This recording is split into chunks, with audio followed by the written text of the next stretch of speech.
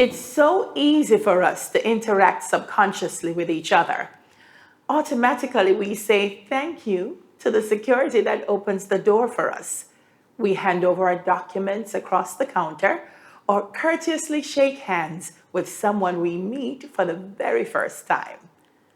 But the people we interact with often tell a story that somehow, when we listen, make them more than just a function, but a face. Today, we share the stories behind Brand Scotia. And with me is Peter Mohan, a dad, a friend, a story. Welcome to Faces of Scotia. Hi, Peter. Hi, Dahlia. All right, Peter, before we get into it, who's Peter Mohan? My name is Peter Mohan, the manager for Scotiabank Constant Spring Financial Center. I am a Georgian, attended St. George's College, very proud of that institution. I grew up in the community of Walton Park Road and went to St. Peter Clever Church. I'm also proud of my church as well because I believe it has helped to mold me into the individual I am today. I love people. I'm a very humble person. As they always say, the humblest calf suck the most milk. So I'm very down to earth, easy to get along with, from the man who sweeps the yard to the CEO. I treat them with respect. And I just have a passion for life. All right, well, tell me, how did family influence who you are? And what were some of the social influences on your life? So my family was very integral in that I grew up in a setting, mother and father, three of us, in terms of I'm the oldest, had outside siblings. But my mom worked at the Kingston Free Zone, and my father was a watchman at a plant. And, to see them go out and work every day, that inspired me to know that hard work is what is going to get you there. They weren't educated enough. And for me, I said, okay, I will have to use that path to get me to where I want to be. So I made sure that if it's studies, O-levels, I'm going to get that. I'm going to take on the next step as it relates to my first degree and move on to my master's, because I believe that's the path I will have to take if I want to move ahead. Yeah, Because that's an inspiration, Peter, because a lot of people come from humble beginnings, and sometimes they feel like, because this is where I'm coming from, there's nowhere for me to go. But that didn't deter you in what you wanted to do. What I'll have to say to persons is that your start doesn't have to determine your ending. And when you think about life, everyone is born with greatness in them, but it all depends on what they do. So if you think about a football player, if you think about a cricketer, a basketball, whoever it is, they have to start at some point and they have to work their way at it. When you think about it, there's nothing impossible. I joke about that sometime when I say impossible. It says, I am possible. Yes. And, we have to just aspire and work hard at things. Nothing is given to us. And, if we can have that mentality, we will all succeed at whatever we decide to do. The pie is big enough. For everybody. For everybody. So you had the Fresh Prince look. That's correct. What were the other social influences on your life? So the Fresh Prince was one, because I had a high top. Had to go and, had your pick comb and you comb that out and you went to go to the barber, you want him to barely touch it because you want to maintain that image. Yes. Because, when you really think about it, the image is a lot for me, even now. Because when someone sees you, depends on how you look, already they will form a perception. And, back then, I made sure that is one thing. When I think about social intervention, I think about the Cub Scout. And the Cub Scout is something that my parents ensured that I was enrolled in because they realized that was mold you in terms of discipline. And then the church was also another area that I believe that they ensured, even if they're not going, had to go to church because they know that the Lord directs our path. And for me, when I got in the church helped me in a lot of areas. It helped me to mold me. I was a part of what you call the lectors and still a part of the lectors where we share the message. And that helps me to able to speak to just about anyone. Yeah. If it's from the security guard or the CEO in a company, I'm comfortable doing that. It's the importance of community. It takes a village to raise a child. And it sounds like you had a great village behind you. Yeah, well, we had a great village, but the influence, I must say, because I had a lot of friends who went the wrong way, let's put it that way. But my parents, my father, for one, I would say instilled fear in me because he knows the company.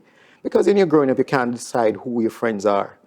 And his way of doing it is to ensure that I was fearful of what the outcome could be. I would say I was not a bad child, but I was a mischievous child, like anybody growing up. So he made sure that I tread the right way. So for instance, discipline is one thing that he sticks for. If he says one time, it has to be that time. So if he says 6:30, 6:30, 6:30, 6:30 is Wow. not 6:31 Wow. on Daddy time. sounds like he had some great nuggets for you. And like one of the things you say in your story, you say, I could hear my father's voice saying, all you need is to just get into the door. What does that mean to you? That's a lived experience for you. Yeah, and I'll encourage everyone, you just want to get in. Because that particular day when I got to Scotiabank, I wanted the role of a teller. Okay. And when I got there, Jack Anderson, may his soul rest in peace, he said to me, the job I have for you today is a porter.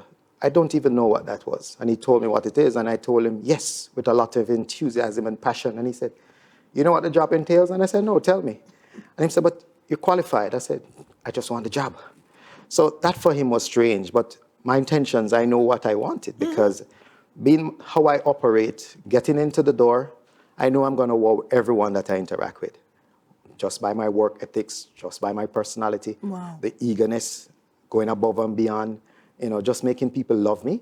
Because when you think about a company or anywhere you go, you buy based on that personality. Yeah. That's just how it is. So when you think about if you walk into a place of business and you're not okay with the person you interact with, chances are you're leaving. But if you make that connection, It works. it works. So what I'm hearing from you, Peter, is opportunity. Whatever the opportunity is, once it comes, grab it. Grab it. Yeah. Grab it. And that the opportunity will bring the potential for growth. Because there are a lot of people, listen, I leave my house to be a teller. And you're saying you don't have it. I say, all right, when it's available, I'll come back. send me an email and I'll come back. But that wasn't the attitude that you had. No. But what was the adjustment like for you? Because okay, you're here, you're taking the job as a porter. What do? Observe what the tellers are doing. Try to learn as you go along. How do you make the transition to where you are today? So my story to everyone, always have a plan. Okay. So when you think you're thinking about even a movie, it starts a particular way, but it's going to end a particular way. And it's the same for your life. So when I got there and I say, okay, what the porter entails, a couple of days I watch and I say, okay, this is what the porter role entails. I finish that by maybe 10 o'clock in the day. So the rest of the day, I don't have nothing to do. At that point now, I start to watch. So it's just like driving. Before I got to that point where I'm able to drive, all I used to do is to sit in the car and watch what takes place. It's the same. I watched all the tellers, what they do in the day, till I got to that point where O'Neill Scott was a supervisor then, saw me, realized what I'm about, watching everything that is done. They asked me to do whatever chores in the day, I want to do it because that's how you learn. My take is to learn as much as you can in a company, that you do multiple tasks, that you're replaceable. Yeah. And when you think about it, if that is what you're going to do, it's going to get you to places. Write your own story. That's Write what your I'm own hearing story. from you. Yes. Know your story, write your story. That's great. That's how you're going to achieve a success. But it speaks a lot to the institution, Scotiabank as well, that there were opportunities for you, that they didn't just see you as the porter all the time. They saw you as the young man that had the potential, that could move from one place to the next and continue to grow. I must say, Scotiabank is a great place to work, not because I work there. When you think about training and development, they're big on that, even to this point now. Annually, we have to do recertification because they realize there's a need for you to learn more because we have a changing world. The things that you know in 94 doesn't apply in 2022.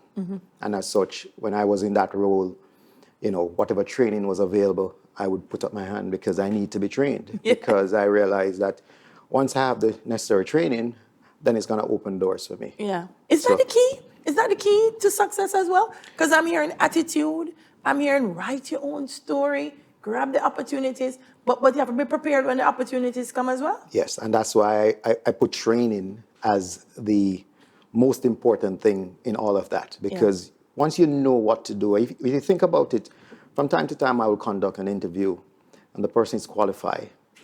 The training is not there and you're deciding, okay, which one you go with. The behavior or the functional. And if the functional is there, or if the behavior is there, I prefer the behavior because the functional will come afterwards. Because if you have the right behavior, then that will create the way for you to train that individual as Yeah. to how you want it. But if the behavior is wrong, then that's going to be a misfit. So when you think about my time there, from a porter, got the training to be a teller, started the teller functionalities, did that very well, and then I say, what else I can train for? So I just wanted to train and get the exposure. Got to that point where I was in, for instance, customer service, where I was able to do all 4 desks in one department. Yeah. And that, for me, when I did that stint, it made me, it opened the door for me. It showed me that, okay, if you're so versatile, then you will be able to move ahead. And, back then my manager there, Michael Jones, realized my connection with people, and I transitioned to Scotia Insurance. Scotia Insurance. No, Peter, this sounds like you worked everywhere. So do you, because now I'm curious, do you say, all right, the main goal is that I am going to be the branch manager, and then I'm going to do everything that I can on the way? Or do you just build the blocks and they take you there? Because going to insurance don't sound to me like you said, oh, I'm going to be the branch manager. How does it work? So, as I said, I had a plan in mind. Okay. And, when you think about the journey of 1,000 miles begins with the first step. Yes. And when you think about it, I'm saying, okay, when I think about an insurance salesman, and I think what they have to do in terms of they have to make presentation, they have to speak, it's the same thing a branch manager does. So I'm saying, okay, if I am able to get the skill there, then I can tie it with my personality, my leadership skill, training I would have received in further studies, and mold me into that individual I want to be. Yeah. So that's the part that I started out of, thinking, okay, what the end result will be. But then I had senior managers who were older than me that I say, okay, one day they will reach that point where they're going to retire. And when they retire, I need to be in one of those seats. Yeah. Boy, you make it sound easy, Peter. And I know there are some people who are watching right now that, they have the plan, but the best laid plans of mice and men sometimes go astray. Yeah. Has there been a moment when you said, oh man, I'm giving up. I'm just going to stop here and be happy with where I am? When you think about it, success comes with hard work. So how do you know that when you give up, it's not the next day the success is going to come? So you have to always have the end in mind to say, okay, tomorrow is going to be the day. Okay. Never give up. Tell me something.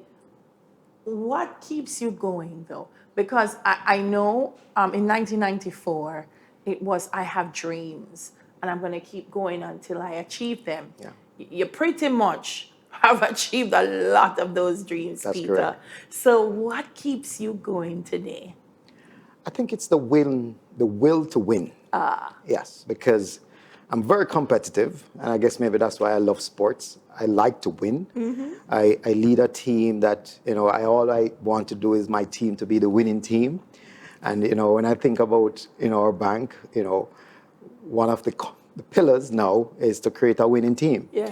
So it ties in with my concept. And, all I want to do each day is just go out and drive. I like to see when, as I said, young people blossom into, the next stage. You would have developed an individual and they move on. So for me, all I want to do is succeed. All you want to do is succeed, and that's a great thing. Yeah. In your story on Scotiabank's Instagram page, you said 25 years later, I'm the branch manager at Constant Spring Financial Center, and I have a great team.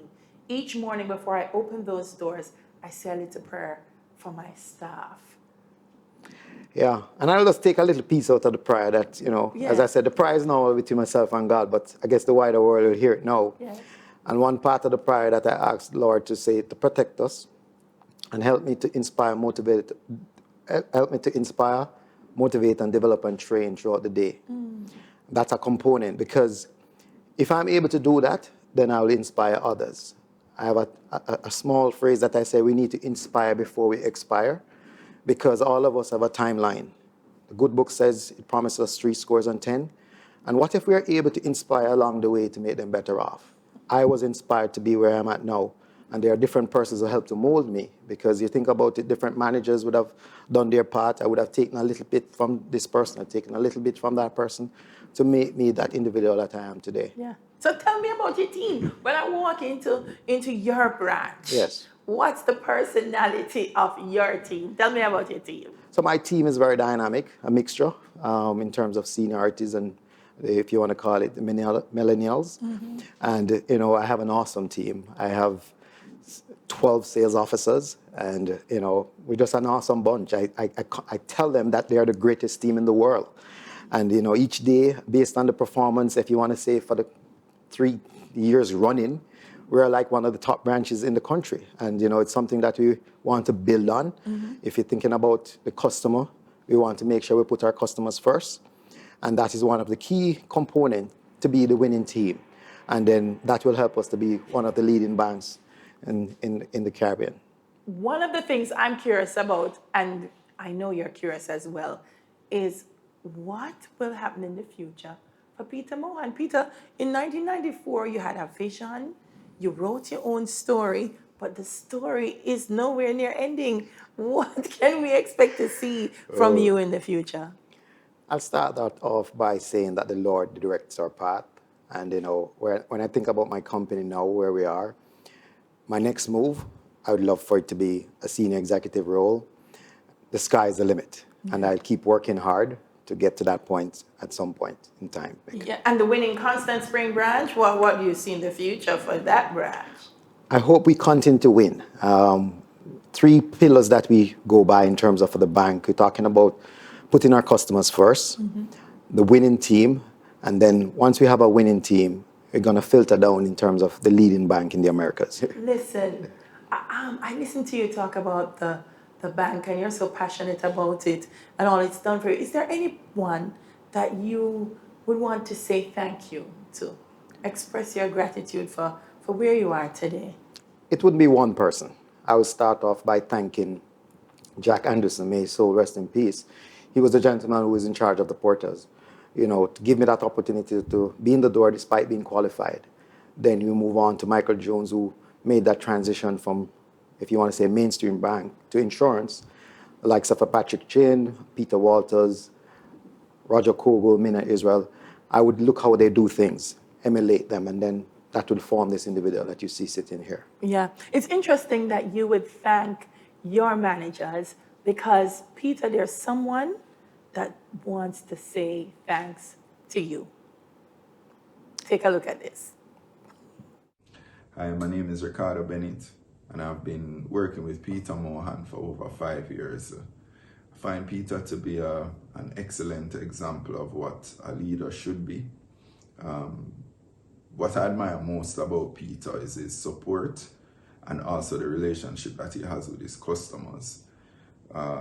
The support that Peter offers is not one that is limited to her work life, but also to her personal life. And for me, that speaks volume, and it allows me to be motivated to not just show up at work, but to come here and do 200%. So thank you for that, Peter. If you know Peter, you know the relationship he has with his clients. Regardless, wherever he is, the clients will follow. And because the clients, they're not afraid to talk about Peter.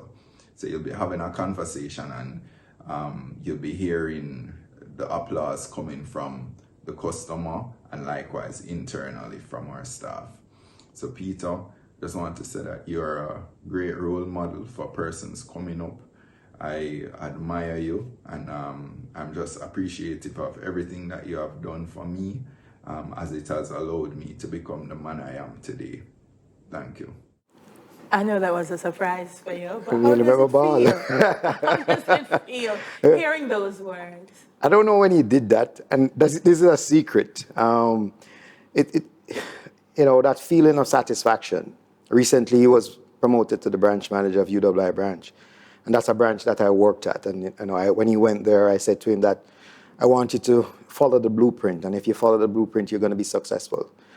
Be close to your customers and take care of your staff. And those 2 components, if he's able to do that, I'm sure he's going to do an exceptional job there. Well, Peter, I want to thank you for doing the exceptional job that you have been doing at Scotia. I want to thank you so much for sharing your history, your journey, and your story. Behind the brand are people like you and I, people with stories of passion, determination, success, vision, and like Peter, grit. Thank you for watching Faces of Scotia.